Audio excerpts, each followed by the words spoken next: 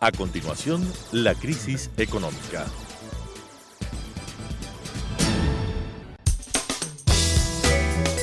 Clasificación B, bajo supervisión de un adulto.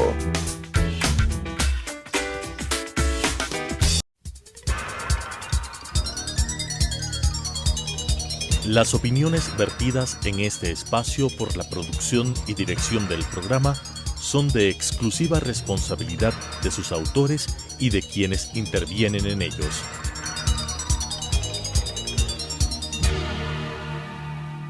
Telesucesos Canal 29 UHF presenta La crisis económica, asuntos de tipo económico, financiero, fiscal, competitividad, sector externo, cómo restaurar los equilibrios macroeconómicos del país, cuáles son sus soluciones para restaurar no solamente los equilibrios, sino iniciar la recuperación económica que todos los ecuatorianos queremos en este país, con la conducción del economista César Robalino Gonzaga.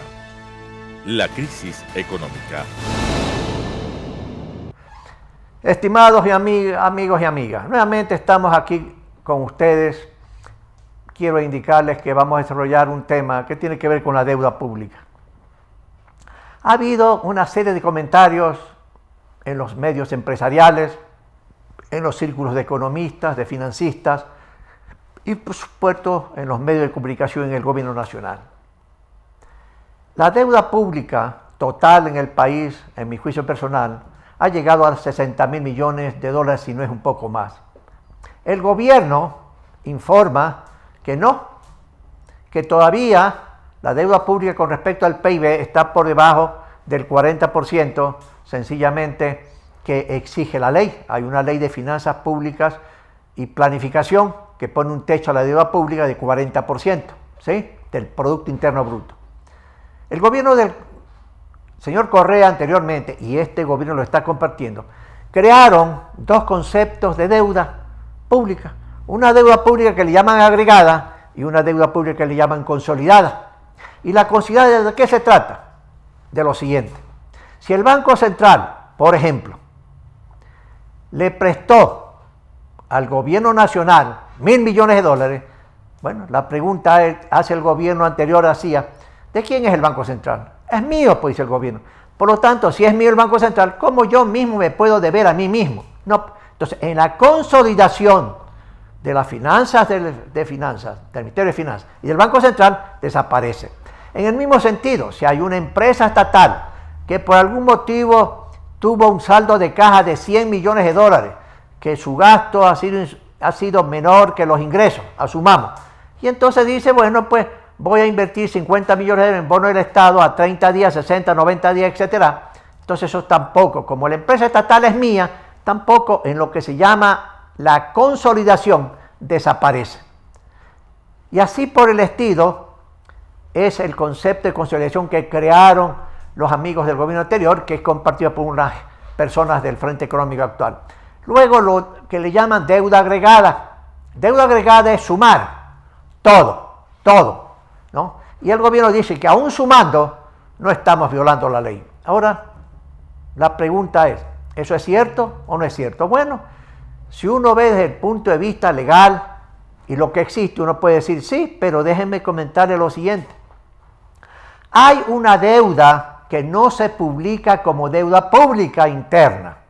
¿Por qué? Porque son papeles de corto plazo que el Ministerio de Finanzas emitió y que lo colocó, sea con el Banco Central, o sea con los bancos privados, o sea donde sea.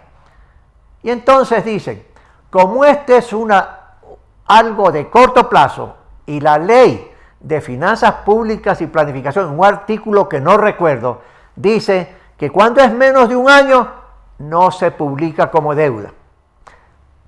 ¿Este monto cuánto es? Nadie sabe, eso solamente lo sabe la gente del gobierno. Pero unos analistas creen que eso debe estar en más de 5.000 millones de dólares. Entonces usted tiene aquí un monto de 5.000 y pico millones de dólares que sencillamente no se contabilizan, no se registran, no se publican como deuda. Entonces yo digo, para saber la deuda total, entonces a lo que informe el gobierno de 40.000 y pico millones de deuda, algo así, hay que agregarle estos 5.000 o 6.000 millones que son deudas de corto plazo, sea porque es el Banco Central que compró las reservas líquidas o porque le compró otras entidades privadas o públicas, ¿sí?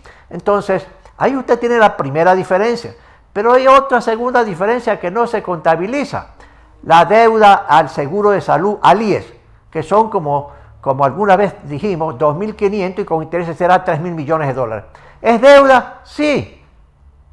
Alguien del gobierno actual decía que no hay evidencias documentarias. ¿Qué significa eso? Significa que no hay pruebas de la deuda. Pero la Contraloría General del Estado ya hizo un informe y dijo, esa deuda existe, 2.500 millones si mal no recuerdo, y le obligó al Seguro Social en que su balance tiene que estar un activo, llamada cuentas por cobrar al Gobierno Nacional. Y por alguna cosa un poco extraña que pasó en el balance del Seguro Social, el señor Espinosa ha tenido que retirarse de la presidencia del Seguro.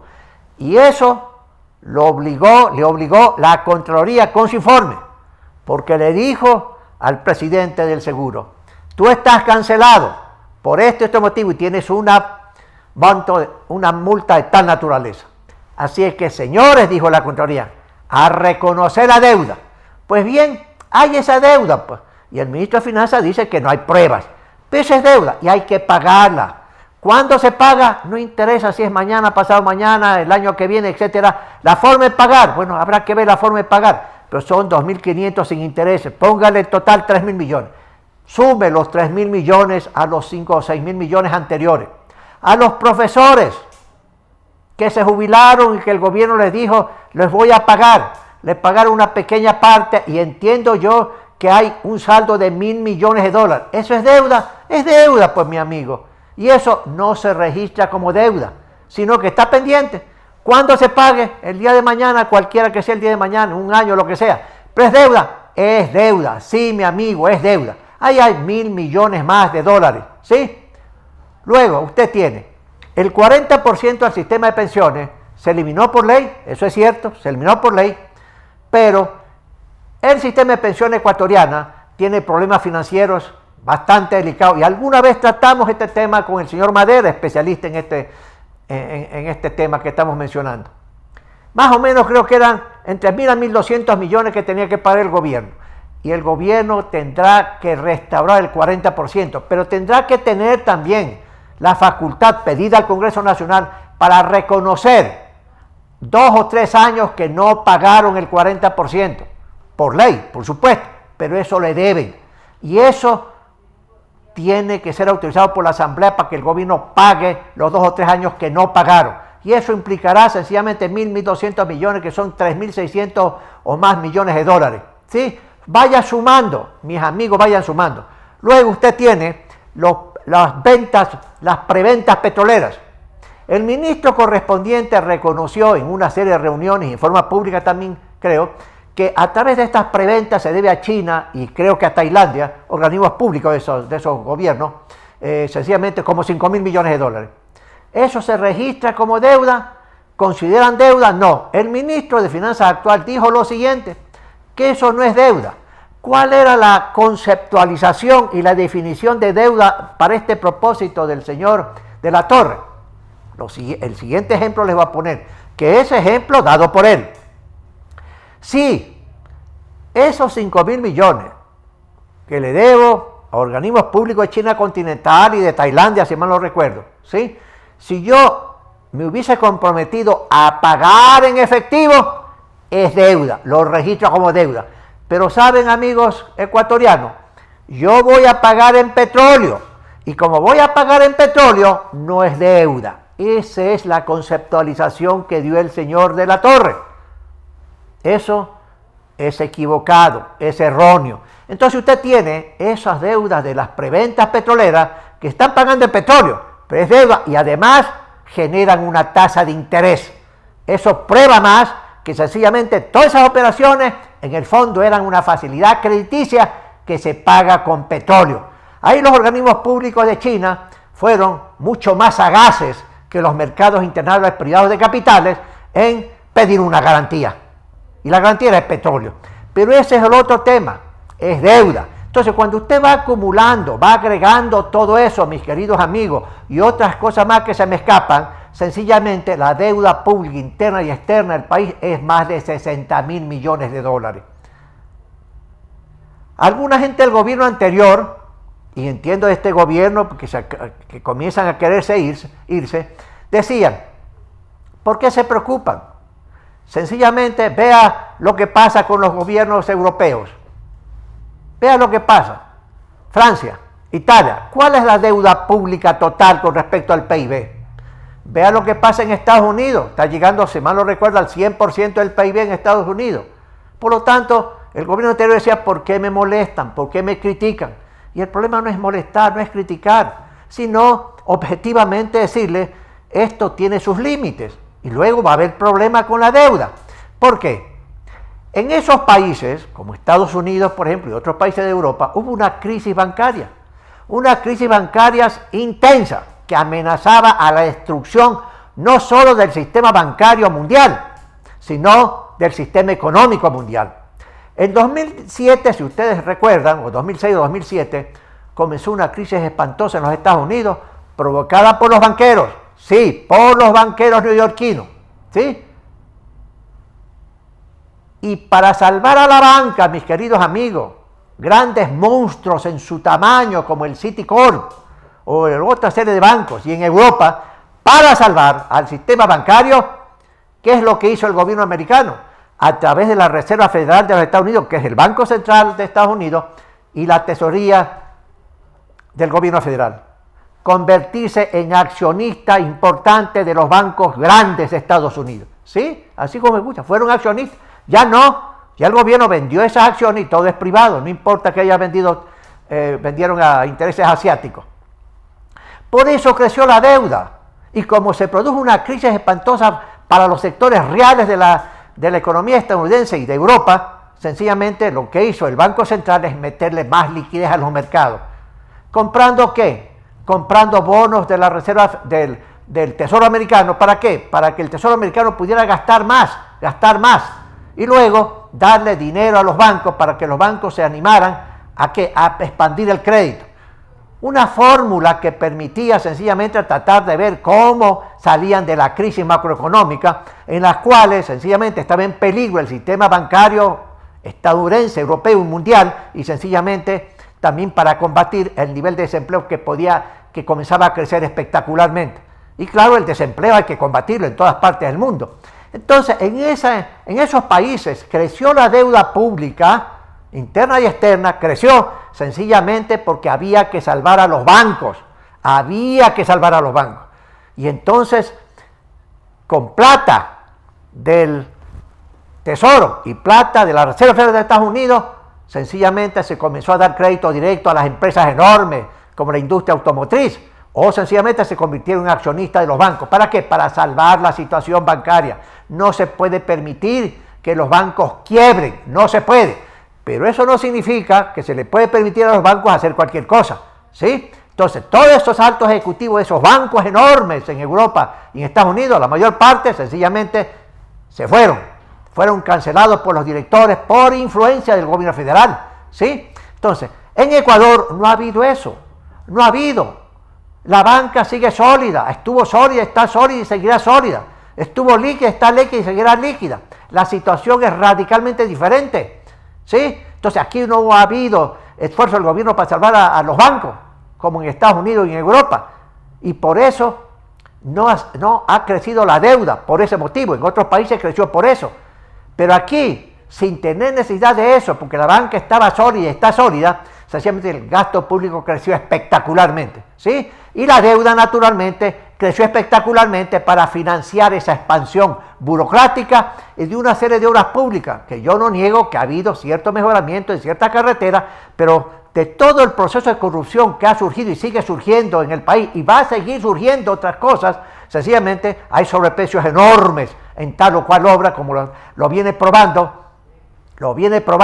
un organismo que yo nuevamente tengo que felicitar en forma pública, como lo he hecho en varias oportunidades, la Comisión Anticorrupción, presidida por un economista, Jorge Rodríguez, y en la que hay una distinguida dama de 100 años, Robalino, que no es familiar mío, pero que es una mujer valiente, valerosa, y otra serie de miembros de esa comisión. El país les debe agradecer a esta comisión por todo el trabajo que vienen haciendo. Amigos, ha habido obras, no les digo que no, pero sujeto a todos estos procesos irregulares en que muchísima gente se ha inundado de billetes del gobierno anterior. Y ahí están las pruebas, y ahí están los juicios, X, Y, Z. Amigos y amigas, esto puedo yo decirle en materia de deuda pública para que ustedes tengan información de que este nivel de deuda está llegando a cierto límite. Ahora, para resolver los problemas que tiene el país, yo sí les digo también, y lo he vuelto a decir en otras oportunidades, no se sale sino con una serie de acciones X, pero en materia de deuda habrá que endeudarse con unos propósitos radicalmente diferentes para arreglar problemas, no para hacer crecer al Estado ni al número de empleados públicos. Entonces, amigos, como yo les decía, hay 60.000 millones o más si uno incorpora todos los conceptos que dije anteriormente sobre qué es deuda, ¿sí? ¿Se puede reducir la deuda momentáneamente? Yo creo que no va a ser posible. Lo que hay que hacer es un programa macroeconómico de 5 años. Y a propósito de esto, en otra oportunidad vamos a analizarlo. El presidente anunció un plan que lo anunció en Riobamba. Ahí yo observo que sencillamente no veo todavía un documento de más de 200 páginas, no veo todavía cómo se programaría ir bajando la deuda pública. Yo lo que sí creo es que el gasto público, cuando supera los ingresos sin deuda, naturalmente implica un déficit, y ese déficit hay que financiarlo con deuda pública interna y externa. Entonces, para ir manejando esto en el tiempo, el déficit fiscal en un programa de 4 o 5 años debe bajar a 0 o a 1%. Pero para llevar a cabo eso, de tal manera que el déficit vaya bajando y el endeudamiento nuevo vaya creciendo muy lentamente, sencillamente lo que hay que hacer es un calendario para poder más o menos ver cómo se perfila el pago hacia los próximos 5 años. ¿Sí? Y ahí hay que incorporar en ese programa cómo voy a pagarle al Seguro Social las deudas que tengo, que todavía el gobierno no los reconoce, pero que tiene irremediablemente que arreglarlo. Y luego cómo le pago al Banco Central, que ha tomado de la Reserva Internacional líquida para un monto X para financiar el déficit fiscal, o para sencillamente financiar ciertas actividades de la banca pública. Y aquí también les digo lo siguiente para que ustedes vean algo que tiene que ver con deuda, ¿sí? Hay una resolución del directorio del Banco Central, creo que es de hace un mes o mes y media, que recién aparece, recién se la conoce, en la que el Banco Central dice: voy a darle una línea de crédito de 250 millones de dólares a Ban Ecuador, ex Banco de Fomento, y 250 millones de dólares al Banco Desarrollo, que es un banco que se formó en la dictadura militar. ¿Para qué? Para financiar obras de municipios, consejos provinciales, etcétera, ¿sí? 250 y 250 millones. ¿Para qué? Para que esos dos organismos puedan comenzar a financiar parte del programa de vivienda popular que tiene el señor presidente. Y en esa resolución se prevé que para el año que viene sencillamente habrá 1.100 millones de dólares del Banco Central hacia esas dos instituciones.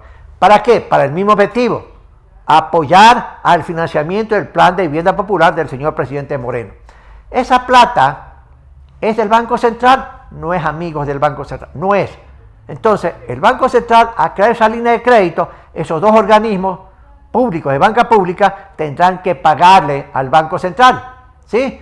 Y el Banco Central tendrá que pagarle a sus acreedores, pero el Banco Central no tiene recursos. Entonces, el día de mañana, el gobierno central tendrá que hacerse cargo de esas deudas.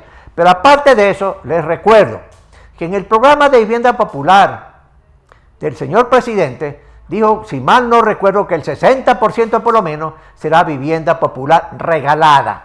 En otras palabras, eso significa que estas líneas de crédito que se están dando el Banco Central con plata que no es del gobierno, con plata que no es del Banco Central, si no tiene esos acreedores, como ya los dije en un programa anterior, sencillamente no regresarán al Banco Central, porque esos dos organismos públicos de banca pública le dirán al Banco Central: vea, como el gobierno ha regalado las casas, alguien tiene que pagarme.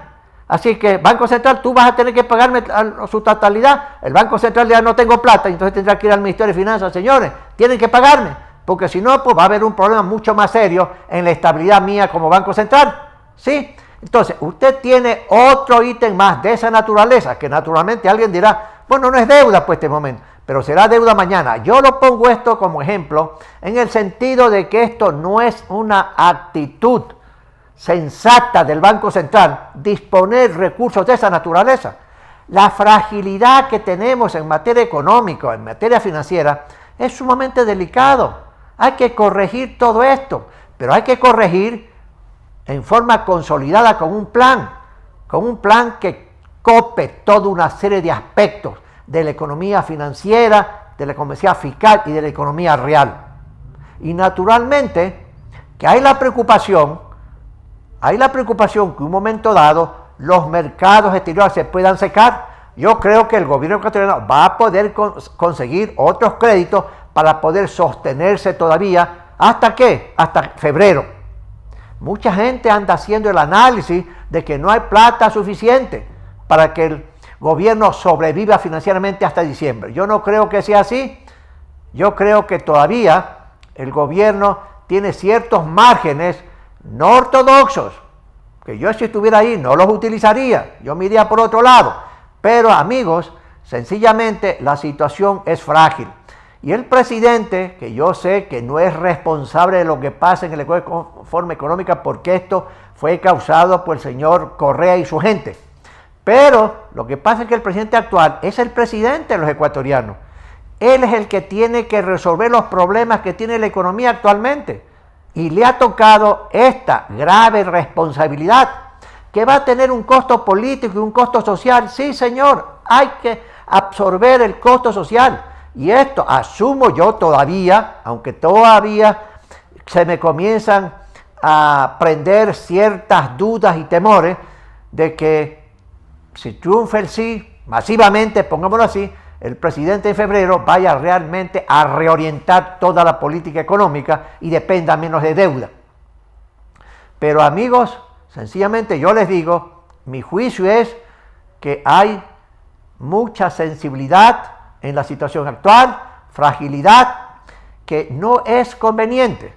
Las expectativas de los empresarios, las expectativas de los hogares, de los trabajadores, se mueven en una dirección que implica más incertidumbre, que implican, ¿qué cosa? Más desconfianza. Mire, ¿hay fuga de capitales? Sí hay fuga de capitales. Si hay fuga de capitales, por supuesto que hay. Yo creo que hay, el monto de fuga de capitales es menor que antes, pero hay fuga. Y hay fuga todavía porque todavía los mercados no confían en la política económica del gobierno. Como en algún programa anterior dije, los mercados, los empresarios, los hogares, no tienen confianza en ese frente económico. Por eso es que el presidente tiene que una crisis de gabinete, sencillamente poner gente en el frente económico, igual que en el frente político. El frente político tiene que sostener al frente económico en cuanto a las decisiones que tienen que tomarse. ¿Para qué? Para que en la etapa de transición, sencillamente que tiene que darse en el Ecuador, pueda sencillamente luego crearse las condiciones para la recuperación económica que todo el mundo está queriendo, trabajadores, empresarios, el propio presidente, creo yo. Pero la recuperación no viene así, porque sí, pues, no viene así. No es que porque uno desea la recuperación se presenta ahí según los deseos de uno. No, la recuperación se viene porque es el gobierno, en una alianza legítima, sensata con los empresarios privados, pero sin que los empresarios privados se sientan engañados por una serie de ministros de Estado, sino porque debe haber un acuerdo serio de lo que hay que hacer hacia el futuro. Muchos países han llegado a ese consenso, gobierno, trabajadores, empresarios, se han puesto de acuerdo y eso es lo que se necesita hacer ahora. ¿Para qué? Para que la recuperación económica pueda comenzarse a presentar. Señores y señores, gracias por estar con nosotros una vez más.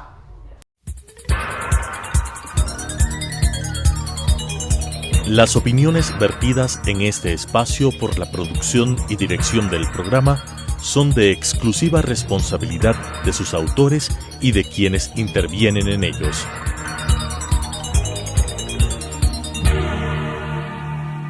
Telesucesos, Canal 29, UHF presentó La crisis económica, asuntos de tipo económico, financiero, fiscal, competitividad, sector externo, cómo restaurar los equilibrios macroeconómicos del país, cuáles son sus soluciones para restaurar no solamente los equilibrios, sino iniciar la recuperación económica que todos los ecuatorianos queremos en este país, con la conducción del economista César Robalino Gonzaga. La crisis económica.